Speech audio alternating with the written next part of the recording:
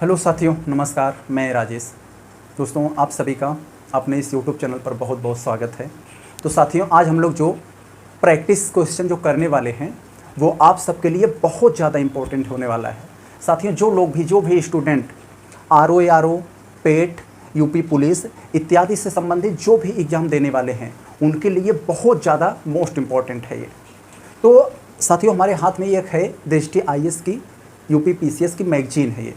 इस मैगजीन में एक मॉडल पेपर दिया हुआ है।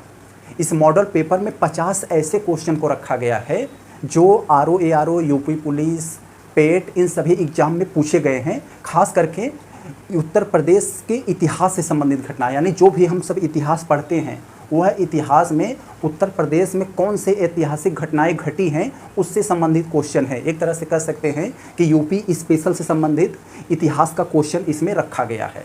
तो आप सबके लिए बेहद इंपॉर्टेंट है ये, इन सभी परीक्षाओं के लिए। और भी ऐसा नहीं है सिर्फ यूपी के लिए ही काम करेगा, और जो स्टेट के लिए भी उसमें ये क्वेश्चन पूछा जाता है, लेकिन खास करके इस बेस पर तैयार किया गया है कि जो इतिहास से संबंधित घटनाएं उत्तर प्रदेश में घटी हैं उससे संबंधित है।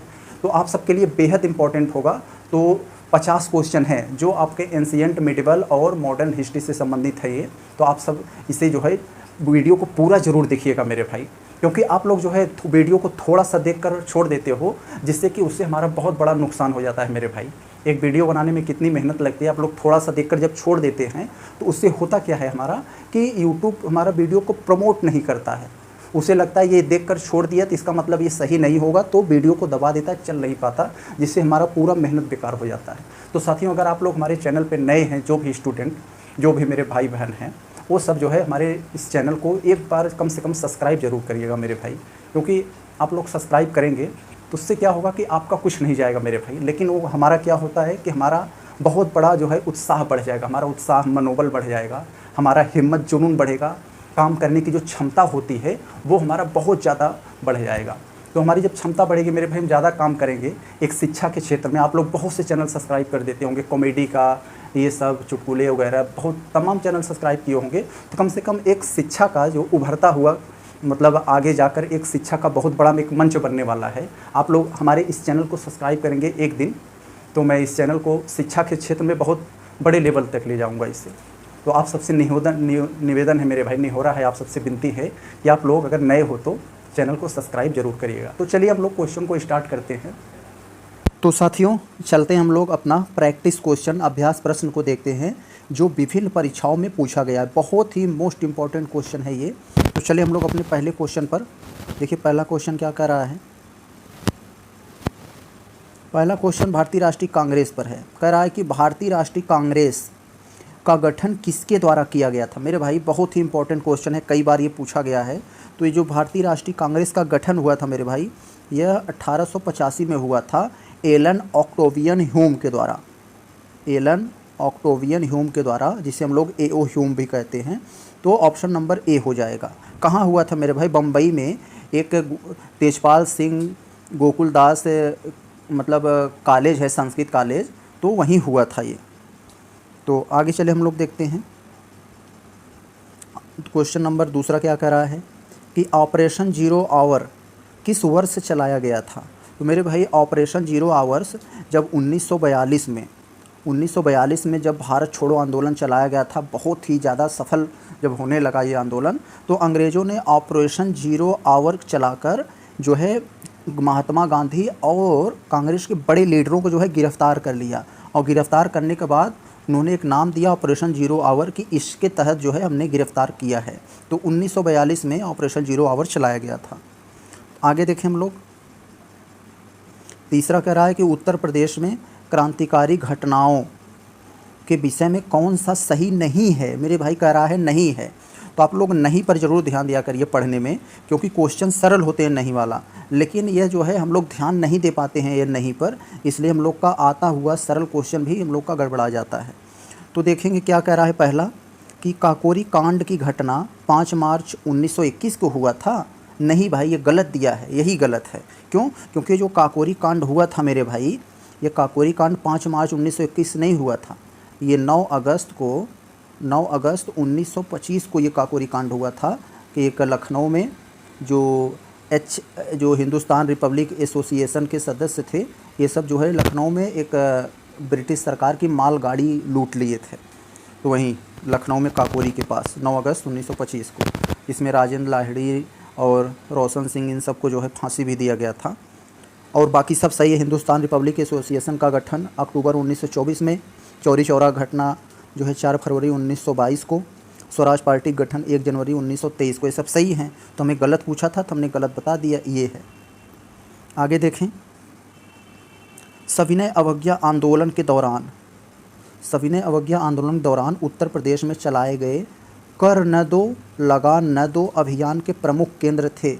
तो मेरे भाई, जब सविनय अवज्ञा आंदोलन चल रहा था, महात्मा गांधी जी ने जब ये चलाया था 1930 में, तो उस समय उत्तर प्रदेश में एक चलाए गए अभियान था कि कर न दो लगान न दो अंग्रेज़ों को। तो यह इसका केंद्र कौन था मेरे भाई? आगरा और रायबरेली में कर न दो लगान न दो अभियान का केंद्र बनाया गया था। अगला देखें हम लोग 5वां, निम्नलिखित में से किसे कानपुर षड्यंत्र केस में गिरफ्तार नहीं किया गया था? श्रीपाद, अमृत ढांगे, जयप्रकाश नारायण, नालिनी गुप्ता, शौकत उस्मानी। तो मेरे भाई, इसमें जयप्रकाश नारायण को कानपुर षड्यंत्र केस में नहीं गिरफ्तार किया गया था।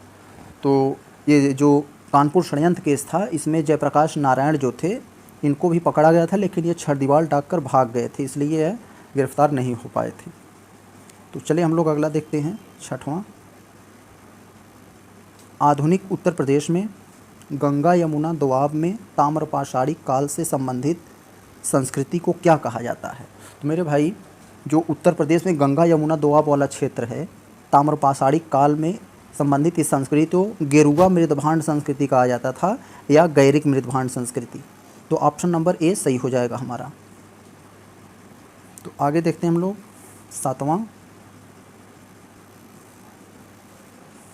क्या करा है इसमें? हड़प्पाई स्थल आलमगीरपुर किस नदी के तट पर है? तो मेरे भाई, सबसे पहले आप ये जान लीजिए, आलमगीरपुर ये कहाँ है? उत्तर प्रदेश का एक ज़िला है मेरठ, ये मेरठ में है उत्तर प्रदेश के। और वहाँ ये आलमगीर पूछा है किस नदी के तट पर है, तो ये हिंडन नदी के तट पर है। हिंडन नदी मेरे भाई यमुना नदी की सहायक नदी है। तो आप लोग जान लीजिए इसे। तो ऑप्शन नंबर ए हो जाएगा कि आलमगीरपुर जो हड़प्पाई स्थल है किस नदी के तट पर है? तो हिंडन नदी के तट पर है। आगे हम लोग देखें, गौतम बुद्ध के जीवन की घटना धर्म चक्र प्रवर्तन किससे संबंधित है? बहुत इंपॉर्टेंट क्वेश्चन मेरे भाई, कई बार ये पूछा गया है कि जो बुद्ध की जो जीवन की घटना धर्म चक्र प्रवर्तन है, यह किससे संबंधित है, यह पूछा गया है। तो मेरे भाई, यह प्रथम उपदेश के, बुद्ध के जो प्रथम उपदेश थे उससे संबंधित है, धर्म चक्र प्रवर्तन। 8वां क्वेश्चन हमारा। तो चलिए हम लोग अपने 9वें पर। 9वां क्या कर रहा है कि महात्मा बुद्ध ने सर्वाधिक उपदेश कहाँ दिए थे? तो मेरे भाई, इम्पोर्टेंट क्वेश्चन ये भी है कि महात्मा बुद्ध अपना जो सर्वाधिक उपदेश दिए थे वो श्रावस्ती में दिए थे।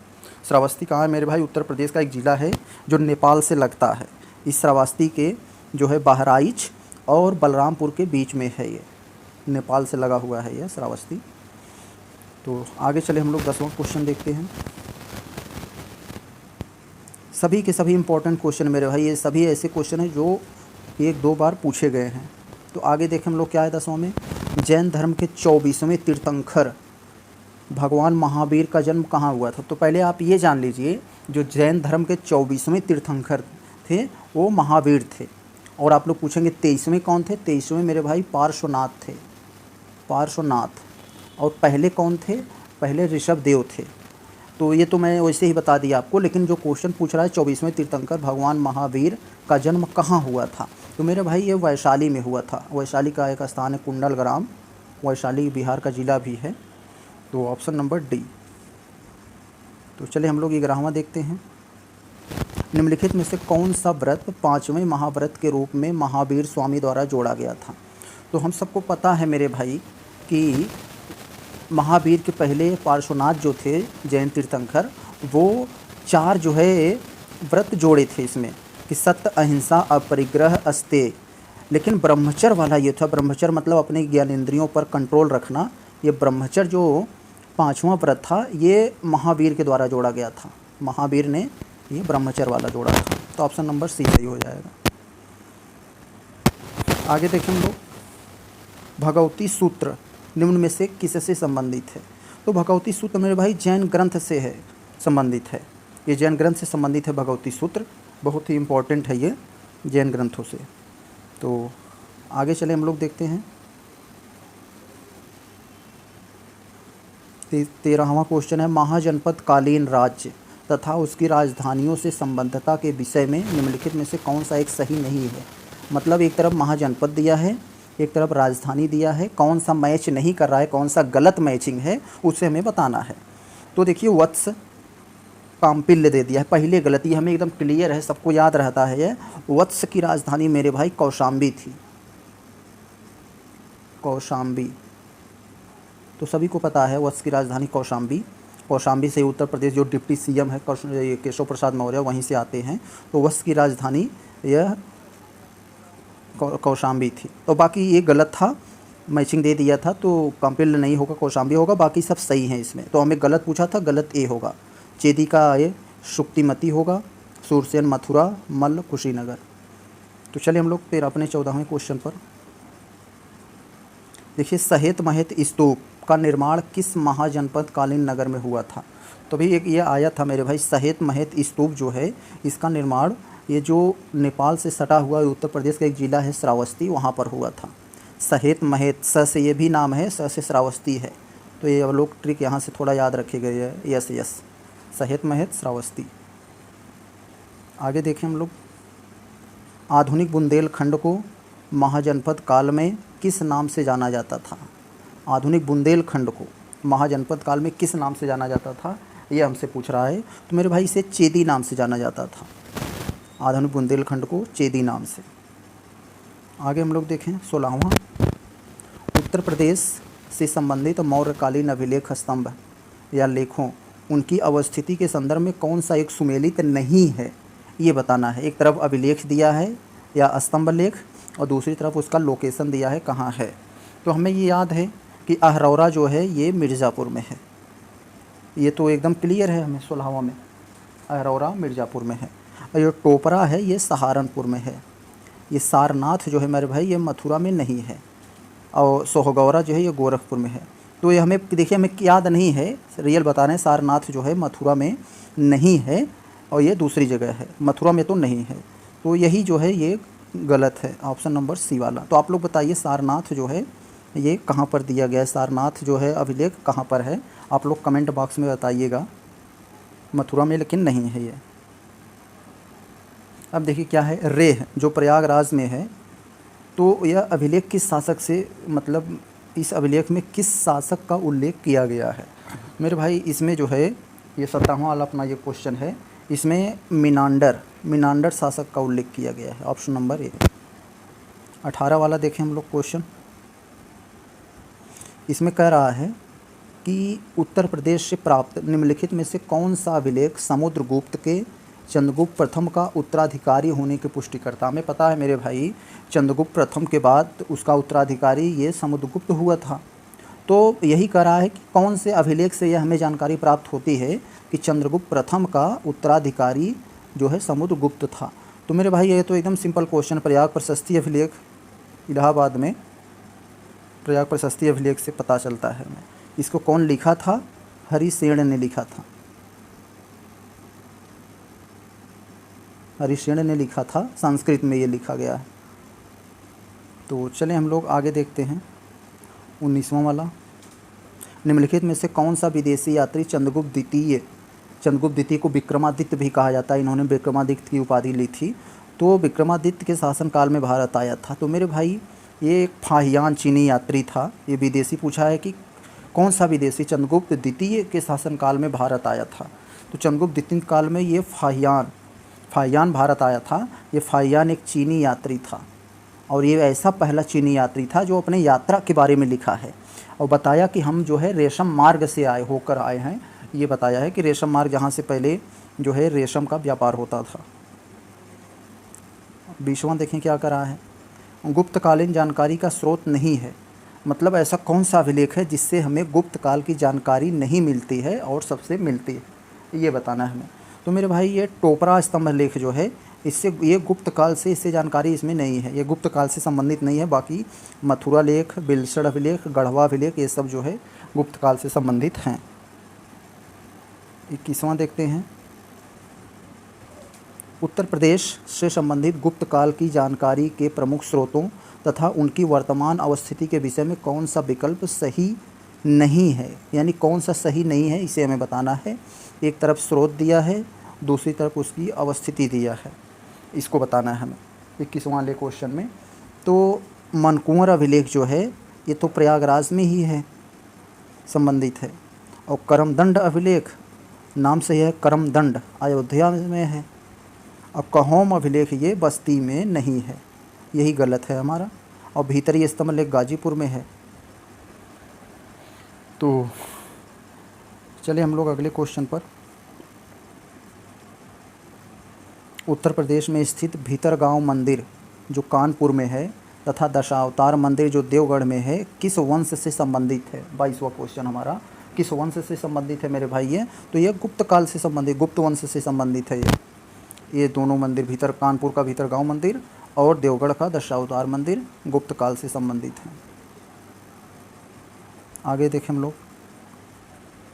मौखरी वंश के इतिहास का स्रोत नहीं है, यानी कौन सा अभिलेख जो है मौखरी वंश के इतिहास का स्रोत नहीं है, यह बताना है हमें 23वें क्वेश्चन में।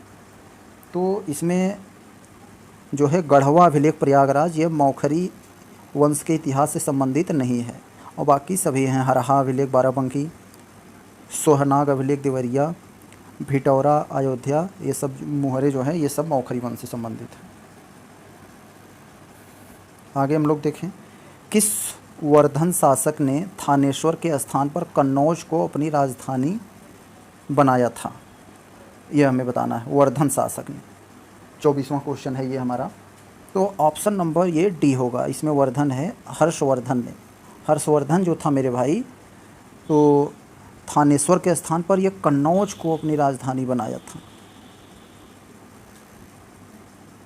25वां क्या कर रहा है? संस्कृत के प्रसिद्ध नाटककार भवभूति किसके दरबार में निवास किया करते थे? संस्कृत के प्रसिद्ध नाटककार भवभूति किसके दरबार में रहते थे, ये पूछ रहा है 25वें में। तो मेरे भाई ये रहते थे यशोवर्मन के दरबार में। तो चले हम लोग अगले क्वेश्चन पे। मध्यकाल में कन्नौज के लिए त्रिपक्षीय संघर्ष निम्नलिखित में से किस राजवंश ने भाग नहीं लिया था? 26वां क्वेश्चन में तो वर्धन ने भाग नहीं लिया था, और बाकी जो है ये राष्ट्रकूट, पाल, प्रतिहार ये सब ने भाग लिया था। बुंदेलखंड का प्राचीन नाम क्या था? तो ये पूछ रहा है। अभी एक आया था इसमें कि महाजनपद में क्या बोला जाता है, तो चेरी बोला जाता था बुंदेलखंड को, ये लेकिन ये उसका पुराना नाम पूछ रहा है बुंदेलखंड का। तो इसमें पुराना नाम क्या था इसमें बुंदेलखंड का? तो जेजाक भुक्ति, बुंदेलखंड का जेजाक भुक्ति इसका नाम था, ऑप्शन डी। तो चले हम लोग अपने अगले क्वेश्चन पर देखते हैं। हम लोगों का अगला क्वेश्चन क्या है?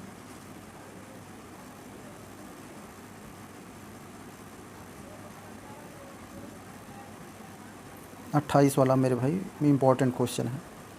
चंदावर का युद्ध किसके बीच हुआ था? चंदावर के युद्ध के बारे में पूछ रहा है।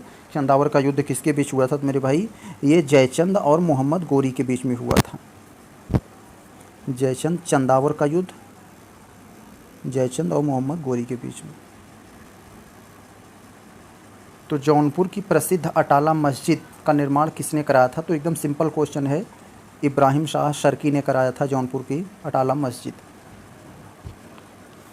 जौनपुर उत्तर प्रदेश के एक ज़िला है।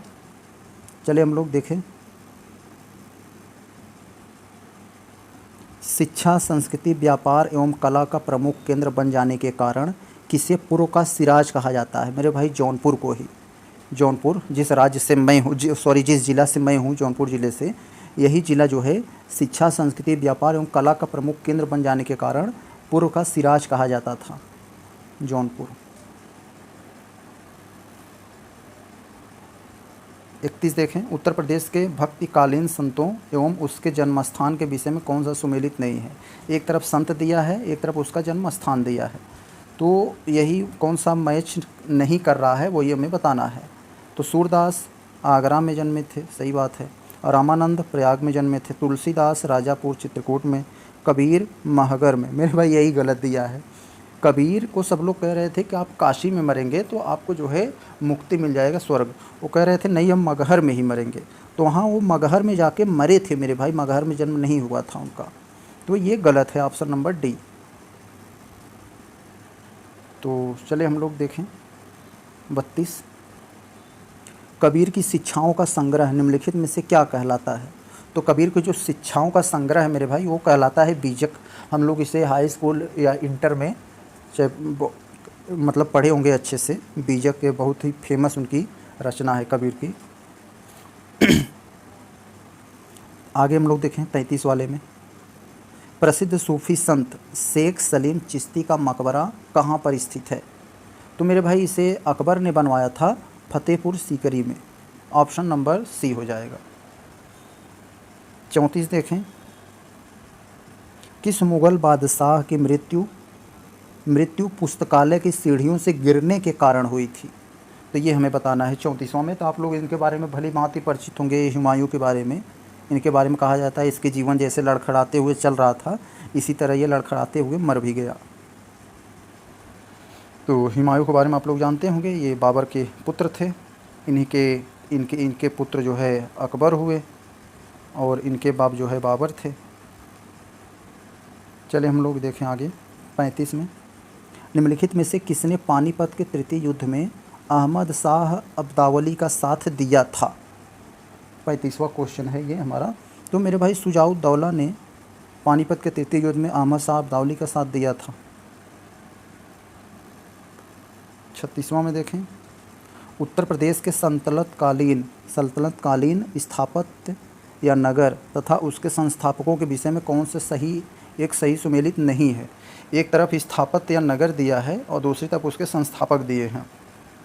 कौन सा गलत है ये हमें बताना है 36वां वाले क्वेश्चन में। तो मेरे भाई अभी मैंने बताया जो जौनपुर का देखिए जो अटाला मस्जिद है वो इब्राहिम शाह शर्की ने बनवाया था, फिरोज़ शाह तुगलक ने नहीं। तो अभी मैं ऊपर वाले से ही आप इसे समझ जाएंगे क्योंकि हमारा ज़िला जौनपुर में है तो मैं इसे अच्छे से परिचित हूँ। तो ये गलत है, यहाँ पर फिरोज़ शाह शर्की नहीं होगा। तो बाकी सब सही। जामा मस्जिद बदायूं में है इल्तुमिश ने, आगरा शहर सिकंदर लोदी ने, झज्जरी मस्जिद जौनपुर में है इब्राहिम शाह शर्की ने। तो ये गलत था, अटाला मस्जिद बी वाला 36वां। तो चले हम लोग 37। क्या है इसमें 37वां में?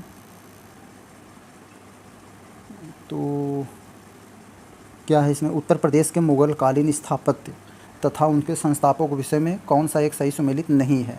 एक तरफ स्थापत्य दिया है और दूसरे तरफ उसके संस्थापक हैं। कौन सा मैच नहीं कर रहा है इसे हमें बताना है। तो आगरा का किला अकबर ने बनवाया था, सबको पता है। अकबर का मकबरा सिकंदरा में जो है वो जहांगीर ने बनवाया था। 37वां में ये हमसे पूछ रहा है, 37वां क्वेश्चन जो है हमारा।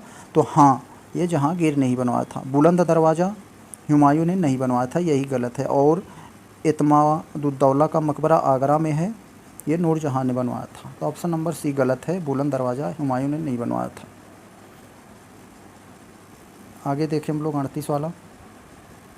कम्युनिस्ट पार्टी ऑफ इंडिया का गठन किस वर्ष हुआ था? कम्युनिस्ट पार्टी ऑफ इंडिया का गठन किस वर्ष हुआ था 38वां क्वेश्चन में? तो ये हमारा हो जाएगा 1925 में। हाँ, 1925 में ये हुआ था इसका गठन। 39 देखते हैं हम लोग। निम्नलिखित में से किस वर्ष संयुक्त प्रांत का नाम उत्तर प्रदेश कर दिया गया था? तो मेरे भाई 1950 में 24 जनवरी 1950 को उत्तर प्रदेश का जो नाम रखा गया, इससे पहले इसका नाम संयुक्त प्रांत था। तो ऑप्शन नंबर डी हो जाएगा 39 वाला हमारा ये क्वेश्चन। आगे देखें हम लोग 40 में।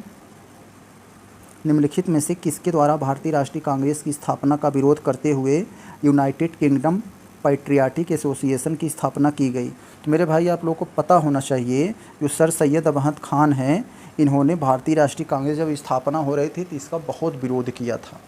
कह रहा था ये ठीक नहीं होगा। तो कांग्रेस की स्थापना का विरोध करते हुए इन्होंने ये एक UIPA नामक की, ये यानी यूनाइटेड इंडियन पैट्रियाटिक एसोसिएशन की स्थापना की थी सर सैयद अहमद ख़ान ने। 41 देखते हैं, काशी हिंदू विश्वविद्यालय की स्थापना कब की गई? तो मेरे भाई इसकी स्थापना 1916 में मदन मोहन मालवीय, एनी बेसेंट जैसे महान राष्ट्रवादी नेताओं के द्वारा किया गया था। आगे देखें हम लोग, स्वतंत्रता संग्राम के दौरान उत्तर प्रदेश में आयोजित भारतीय राष्ट्रीय कांग्रेस के अधिवेशनों तथा अध्यक्षों के विषय में कौन सा असंगत है, यानी कौन सा गलत है? किस वर्ष में एक तरफ वर्ष दिया है, दूसरी तरफ उसके अध्यक्ष दिए हैं, भारतीय राष्ट्रीय कांग्रेस के अध्यक्ष किस वर्ष कौन अध्यक्षता किए थे? तो 1888 में जॉर्ज यूले किए थे, पता है हमें। 85, 86, 87, 88 चौथी बार ये जो है ये जॉर्ज यूले को मिला था।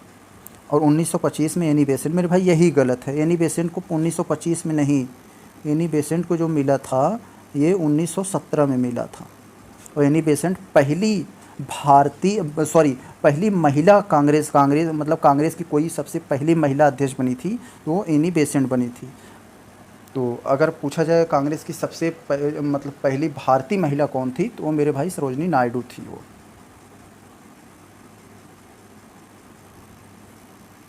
तो आगे चले हम लोग देखते हैं 43 में, कांग्रेस के किस अधिवेशन में कांग्रेस तथा मुस्लिम लीग के बीच समझौता हुआ था? तो मेरे भाई सिंपल से क्वेश्चन है, लखनऊ अधिवेशन 1916 में कांग्रेस और मुस्लिम लीग के बीच समझौता हुआ, और इसके साथ ही साथ कांग्रेस जो दो धड़ों में बट गई थी, नरम दल गरम दल, उनका भी समझौता हुआ लखनऊ अधिवेशन में।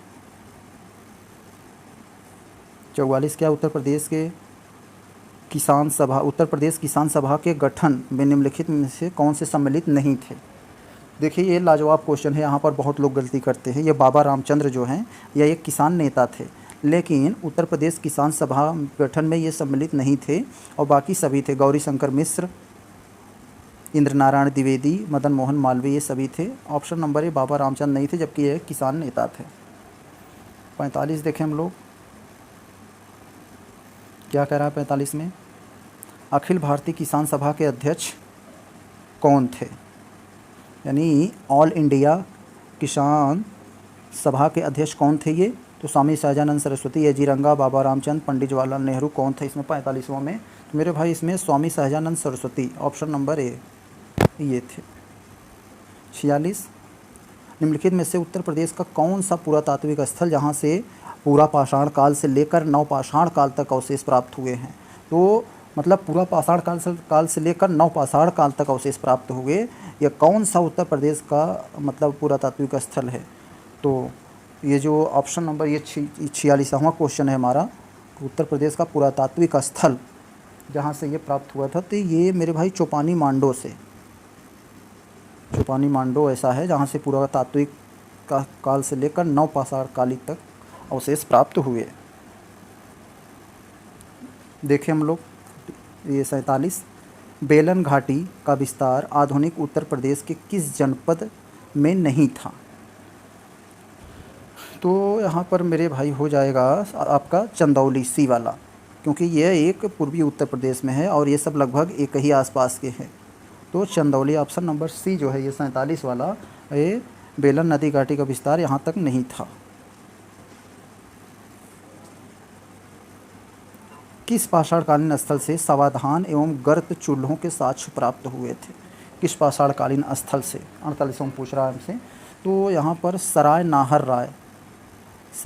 राय से समाधान एवं गर्त चूल्हों के साक्ष्य प्राप्त हुए। 49 देखते हैं हम लोग, एक ही कब्र में 3 मानव कंकाल के साक्ष्य उत्तर प्रदेश के किस पुरातात्विक स्थल से मिले थे? तो दमदमा से, ऑप्शन नंबर ए। तो आगे हम लोग देखते हैं 50वां में क्या है, निम्नलिखित में से किस नवपाषाणकालीन स्थल से धान की खेती का साक्ष्य मिला है? तो मेरे भाई दोनों जगह से Koldihwa, Lahurabir, option number C हो जाएगा इसमें, यहाँ से मिला है। तो हम लोग 50 क्वेश्चन देख लिए मेरे भाई, जो उत्तर प्रदेश के विभिन्न परीक्षाओं में पूछे गए, जैसे यूपी RO PET और यूपी पुलिस जैसे एग्ज़ाम में ये सब क्वेश्चन कई बार रिपीट हुए हैं। तो चले हम लोग मिलते हैं नेक्स्ट टाइम, तब तक के लिए नमस्कार।